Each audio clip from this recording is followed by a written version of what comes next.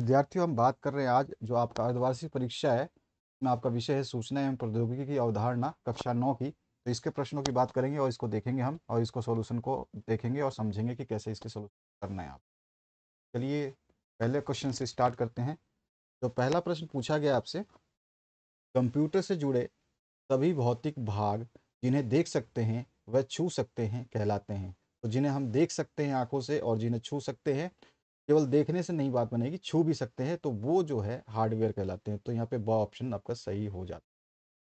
अगला जो क्वेश्चन है, विंडोज में किसी फाइल को डिलीट करने पर वह फाइल कहाँ जाती है। जो भी हम कोई चीज़ डिलीट करेंगे कंप्यूटर में, विंडो में, वो कहाँ जाती है, रिसाइकिल बिन में जाती है। रिसाइकिल बिन आप सभी जानते होंगे। इसके बाद जो नेक्स्ट क्वेश्चन है उसकी बात करें, यहाँ पूछा गया है, कंप्यूटर को बंद करने की क्रिया क्या कहलाती है। जब हम कंप्यूटर को बंद करते हैं तो उस वर्ड को क्या कहते हैं हम, शॉर्ट फॉर्म में शट डाउन। यहाँ पे जो है ए ऑप्शन आपका करेक्ट हो जाता है। इसके बाद जो नेक्स्ट क्वेश्चन है, पेज की आकृति यानी कि जो ओरिएंटेशन है वो कैसी हो सकती है। तो पोर्ट्रेट भी हो सकती है, लैंडस्केप भी हो सकती है। ठीक है, तो हमारा जो पेज है वो इस तरह का भी हो सकता है, अगर हम उसको देखना चाहें तो इस तरह से भी हो सकता है पेज लंबा, और हम चाहें तो इस तरह से भी उस पेज को देख सकते हैं। इसी को बोलते हैं हम, एक को पोर्ट्रेट और एक को जो है लैंडस्केप। ठीक है, एक लंबा देख सकते हैं और इसी तरह बिछा कर भी, घुमा कर भी देख सकते हैं। तो इसी को हम बोलते हैं पोर्ट्रेट। ठीक है, तो ये तो आपको समझ में आ गया। चलिए अब अगले क्वेश्चन की बात करते हैं। अगला जो प्रश्न है इसमें पूछा गया है, तो हमारा जो है उपरोक्त दोनों जो है इसका आंसर सही हो जाएगा। नेटवर्क, नेटवर्कों का नेटवर्क क्या कहलाता है। तो नेटवर्कों का नेटवर्क जो है वो इंटरनेट कहलाता है। तो यहाँ पे डी ऑप्शन सही हो जाएगा। नेक्स्ट जो क्वेश्चन है उसकी बात करें, तो यहाँ पूछा गया आपसे, बाइनरी डिजिट क्या होती है या क्या कहलाती है। बाइनरी डिजिट किसे कहते हैं, बस इसको आपको बताना है। तो बाइनरी डिजिट क्या होती है, ये दो अंक की प्रणाली होती है। बाइनरी डिजिट क्या होती है, दो अंकीय प्रणाली होती है। दो अंकीय प्रणाली होती है।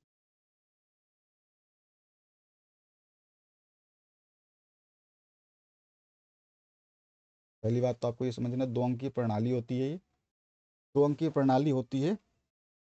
ठीक है, इस प्रणाली में आमतौर पर प्रणाली होती है, इस प्रणाली में शून्य यानी कि जीरो और एक का उपयोग किया जाता है।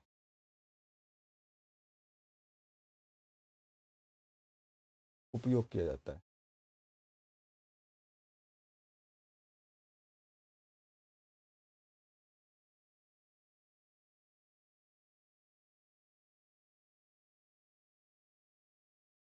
ठीक है, दो अंक, देखिए बाइनरी डिजिट क्या होती है। तो बाइनरी डिजिट हम लिखेंगे, बाइनरी डिजिट दो अंकीय प्रणाली होती है। इस प्रणाली में जीरो और एक का उपयोग किया जाता है। कैसे किया जाता है, तो इस तरह से हम बता सकते हैं। इसको हम जो लिखते हैं प्रणाली में, कैसे लिख सकते हैं, जैसे जीरो, फिर एक, एक फिर ज़ीरो, फिर एक, एक फिर ज़ीरो, फिर एक, इस तरह से बस केवल जीरो और एक ही चलता रहेगा। चाहे आप इसकी इस तरह से और लिख दो, zero double one, zero zero zero, one zero one, इस तरह से जो है हम लिखते हैं।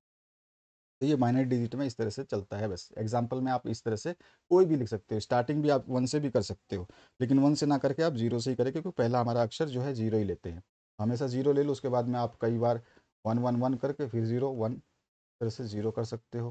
ठीक है, तो ये सारे के सारे एग्जाम्पल है, आप चाहे तो इसमें लिख सकते हैं। इसके बाद आइए, नेक्स्ट क्वेश्चन आपसे पूछा गया है, प्रथम पीढ़ी के कंप्यूटर में हार्डवेयर के रूप में किसका उपयोग किया जाता था। जब प्रथम पीढ़ी के कंप्यूटर बनाए गए थे तो उस समय हार्डवेयर का जो उपयोग, हार्डवेयर के रूप में किस चीज़ का प्रयोग करते थे, उस चीज़ का आपको यहाँ पे नाम लिख देना है, बस और कुछ नहीं आपको बताना है इसमें। तो वहाँ पर हम उस समय जब प्रथम पीढ़ी के कंप्यूटर के हार्डवेयर के रूप में जो है ना, वैक्यूम ट्यूब, ठीक है, वैक्यूम ट्यूब का उपयोग करते थे। हम यहाँ से आंसर लिख सकते हैं, ये जो है वैक्यूम ट्यूब का उपयोग किया जाता है।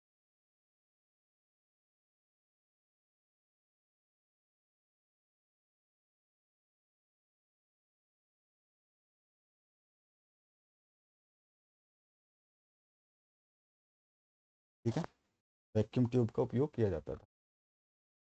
अब इसके बाद जो नेक्स्ट क्वेश्चन है इसमें क्या पूछा गया है, ENIAC तथा EDVAC कंप्यूटर किस पीढ़ी के उदाहरण हैं? तो ये जो पीढ़ी है ये फर्स्ट पीढ़ी के उदाहरण है। ठीक है, ये कंप्यूटर जो है ये प्रथम पीढ़ी के उदाहरण है, या पहली पीढ़ी लिख सकते हो।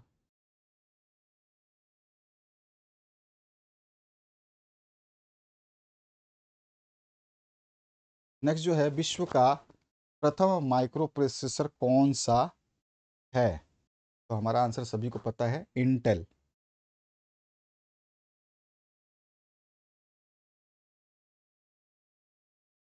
अगर आप ज़्यादा डिटेल में जाना चाहो तो इंटेल 404 था, 4004 था। इंटेल 4004 जो है विश्व का प्रथम माइक्रो प्रोसेसर था। इसके बाद जो नेक्स्ट क्वेश्चन पूछा गया है, भारत का पहला सुपर कंप्यूटर कौन सा है? तो वो है आपका परम 8000, या परम भी लिख दोगे तो भी चलेगा, परम 8000, ये इसका पूरा नाम है, तो पहला। उसके बाद जो आपसे पूछा गया है, आईसी का पूरा नाम लिखिए। तो आईसी को हम बोलते हैं इंटीग्रेटेड सर्किट।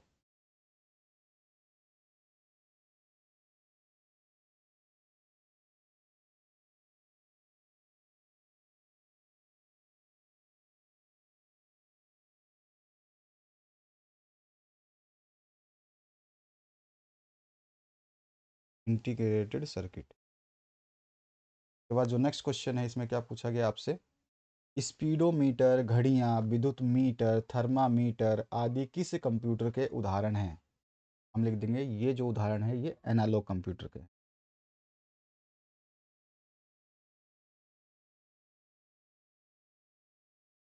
और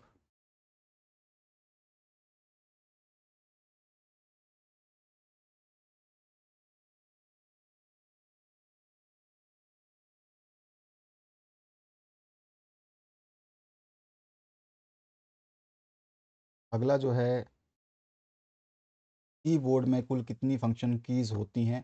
तो इसमें टोटल 12 होती हैं, है ना। ये कहाँ से कहाँ तक होती हैं? F1 से शुरू होती है जिसको फंक्शन की एक बोला जाता है, और ये चलती हैं F12 तक, F12 के लिए फंक्शन की F1 F2 F3 करके F12 तक होती है।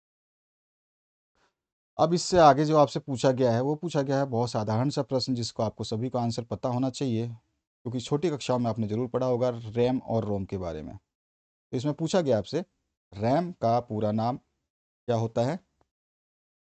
तो जो हम रोम और रैम को बोलते हैं, पहले तो रैम बताए थे, तो रैम जो होता है ये होता है आपका रैंडम एक्सेस मेमोरी।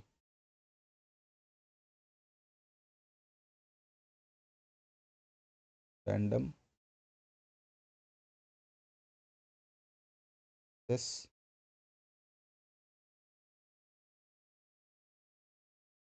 और जो आपका रोम होता है उसको क्या बोलते हैं हम? तो बोलते हैं हम read only memory. Read the.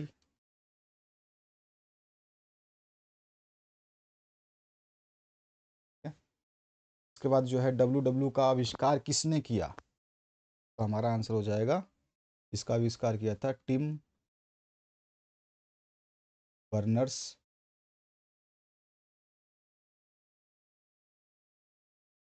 ली ने। ठीक है, टिम बर्नर्स ली ने। अब आगे नेक्स्ट जो क्वेश्चन है उसकी बात करें।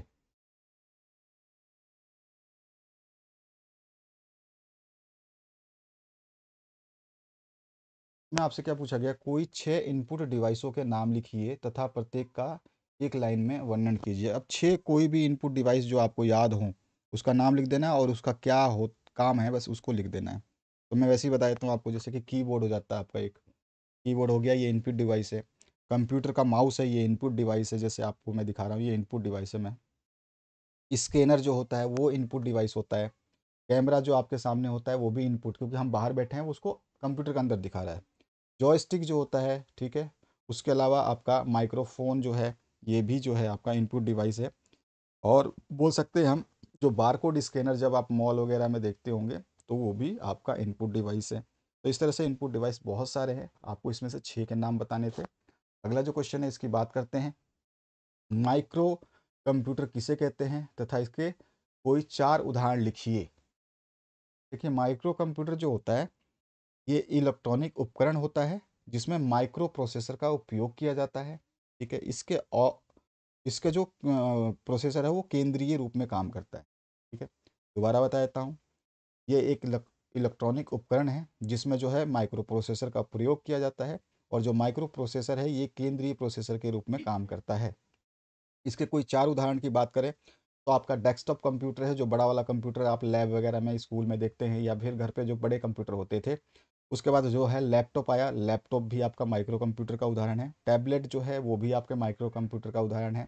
आप स्मार्टफोन जो अभी यूज़ कर रहे हैं वो भी आपका माइक्रो कंप्यूटर का उदाहरण है। आपने कभी वीडियो गेम खोला होगा तो वीडियो गेम कंसोल जिसको बोलते हैं वो भी माइक्रो कंप्यूटर का उदाहरण है, माइक्रो प्रोसेसर का उदाहरण है। और उसके अलावा जो है आप बोल सकते हो कि माइक्रो कंप्यूटर में क्या आ जाएगा, आप जो है कैलकुलेटर भी बता सकते हो कि कैलकुलेटर भी माइक्रो कंप्यूटर का उदाहरण है। कंप्यूटर की कोई 4 विशेषताएं लिखिए, प्रत्येक का एक लाइन में वर्णन कीजिए। कंप्यूटर की बहुत सारी विशेषताएं हैं, लेकिन फिर भी आप 4 कोई भी लिख सकते हैं। जैसे कि पहला अगर हम बात करें कि इसमें जो होती है गति, हाई स्पीड पे काम करता है, यानी कि कंप्यूटर बहुत गति से कार्य करता है। दूसरा जो है कंप्यूटर की विशेषता हम बता सकते हैं शुद्धता, यानी कि जो भी काम करेगा उसकी शुद्धता 100% होगी, इसमें 1% का भी एरर नहीं होता है। उसके बाद जो है इसमें बहुप्रतिभाशाली जो है विशेषता होती है कि ये एक साथ में कई कार्य कर सकता है। ठीक है, ये गाना भी बजा सकता है, आप डॉक्यूमेंट भी पढ़ सकते हो, टाइपिंग भी कर सकते हो, बहुत सारी चीज़ें इसमें, आप वीडियो भी देख सकते हो, हर चीज़ ये जो है आप मल्टी फंक्शनल जो है ये होता है, बहु प्रतिभाशाली होता है, इसमें कोई भी चीज़ कर किया जा सकता है। उसके अलावा जो है इसकी भंडारण क्षमता जो है बहुत अधिक होती है। ठीक है, फास्ट, बहुत ज़्यादा फास्ट होता है। ठीक है ना, गति तो मैंने बता ही दी, शुद्धता बता दिया, परिश्रमी होता है। ठीक है, कि ये थकता नहीं है, कंप्यूटर जो है जितना भी करो काम ये थकेगा नहीं। उसके अलावा और बहुत सारी विशेषताएं हैं जो आप लिखना चाहें, कंप्यूटर की सारी विशेषताएं आ जाती हैं। अब इसके बाद जो नेक्स्ट क्वेश्चन पूछा गया आपसे, एनालॉग कंप्यूटर तथा डिजिटल कंप्यूटर में कोई 2 अंतर लिखिए। अगर हम बात करें एनालॉग कंप्यूटर की तो एनालॉग कंप्यूटर जो है धीमे कार्य करता है, जबकि डिजिटल कंप्यूटर जो है बहुत तेज़ी से काम करता है। एनालॉग कंप्यूटर की जो भंडारण क्षमता होती है, यानी स्टोरेज कैपेसिटी होती है, ये कम होती है, जबकि डिजिटल कंप्यूटर की स्टोरेज क्षमता बहुत अधिक होती है। ठीक है, इसके अलावा जो हम बता सकते हैं कि जो इसकी मेमोरी पावर होती है एनालॉग कंप्यूटर की, ये भी कम होती है, और डिजिटल कंप्यूटर की मेमोरी पावर जो है बहुत अधिक होती है। तो आप इस तरह से जो है अंतर आप लिख सकते हैं। इसके बाद सुपर कंप्यूटर की विशेषताएं बताइए। देखिए, सुपर कंप्यूटर जो है इसमें एक से ज़्यादा सेंट्रल प्रोसेसिंग यूनिट यानी सीपीयू हो सकते हैं। सुपर कंप्यूटर में एक से ज़्यादा सीपीयू का प्रयोग किया जा सकता है। सुपर कंप्यूटर की गति बहुत अधिक होती है, बहुत तेज होती है। यह एक सेकंड में करोड़ों निर्देशों की या अरबों निर्देशों की गणना कर सकता है। सुपर कंप्यूटर का प्रयोग जो है वैज्ञानिक और इंजीनियरों द्वारा किया जाता है। पहला भारत का सुपर कंप्यूटर परम 8000 था, ये मैंने आपको अभी बता दिया। तो इस तरह से आप इसमें लिख सकते हैं। अगला जो प्रश्न है इसमें पूछा गया आपसे, कंप्यूटर का ब्लॉक डायग्राम बनाइए जिससे पूर्णतः नामांकित किया जाना चाहिए। यानी कि जो कंप्यूटर का ब्लॉक डायग्राम कैसा बनेगा वो आपको बनाना है, और उसको जो है आप नामांकित कर देंगे कि कैसा वो उसके नामकरण कैसा होगा। एक सिंपल डायग्राम तो आप इस तरह से बना सकते हैं, जैसे कि आप यहाँ पे सीपीयू मेंशन कर दो कि ये सीपीयू हो गया। ठीक है, अब इस सीपीयू के अंदर बहुत सारी चीज़ें आ जाएंगी, तो इस तरह से आप इस सीपीयू का डब्बा बना दो।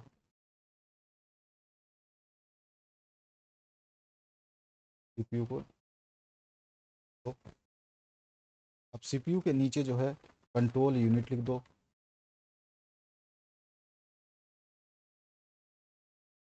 ठीक है, तो भी आप एक बॉक्स में बंद कर दो। अब इस जो है कंट्रोल यूनिट को कनेक्ट करना हमारे को मेमोरी से, तो भी एक डब्बा बना दो, इसमें लिख दो मेमोरी यूनिट।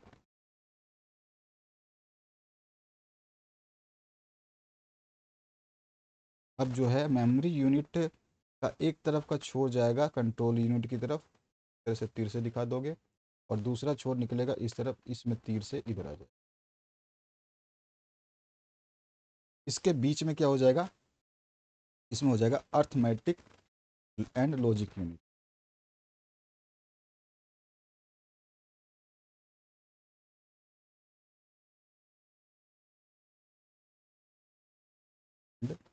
लॉजिक,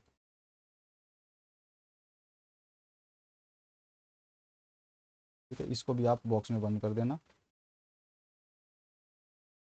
और इसमें अब क्या करना है, ये जो है इस तरह से इस तरफ एरो आ जाएगा, और बाकी जो है एक कंट्रोल यूनिट इस तरफ एरो देगा इस तरह से, और एक एरो इस तरफ, ये हो गया।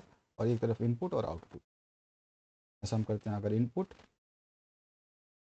इधर से हो जाएगा आपका आउटपुट। तो ये हो जाएगा आपका ब्लॉक डायग्राम ऑफ कंप्यूटर, ठीक है। बस इतना ही आपको बनाना है, इसी तरह से आपको बना देना है। बहुत सिंपल सा डायग्राम है, ध्यान रखना है आपको। अगला जो प्रश्न है आपका अंतिम प्रश्न, वेब ब्राउज़र किसे कहते हैं, इसके कार्य बताइए। देखिए, वेब ब्राउज़र एक वेब पेज होता है जो आपको इंटरनेट के द्वारा जोड़ता है। एक तो ये चीज़ हो गई। इसके कार्य क्या क्या हम बता सकते हैं, हम बता सकते हैं ये वर्ल्ड वाइड वेब से जानकारी प्राप्त करता है, पहली बात। दूसरा जो है, ये टेक्स्ट को हमारे तक पहुंचाता है, चित्रों को हमारे तक पहुंचाता है, वीडियो को हमारे तक पहुंचाता है। और इन सभी कार्यों को करने के लिए जो है ये वेब पेज का उपयोग करता है, ठीक है। वेब ब्राउज़र मुख्य रूप से इंटरनेट का उपयोग ज़रूर करता है। अगर इंटरनेट नहीं है तो वेब ब्राउज़र किसी कार्य का नहीं रहता है। तो इस तरह से आप दो चार चीज़ इसमें लिख दोगे तो ये आपका सॉल्यूशन हो गया। तो आशा करता हूँ इस वीडियो के माध्यम से आपने बेहतरीन सीखा होगा। बाकी सारे सॉल्यूशंस आपके अपलोड किए गए हैं, वो चेक करते रहिए। जितने वीडियोस आपको डाले जा रहे हैं उनको अच्छे से पढ़ लीजिए। आपका एग्ज़ाम जो है 100% सक्सेसफुल रहेगा। Thank you very much, have a good day.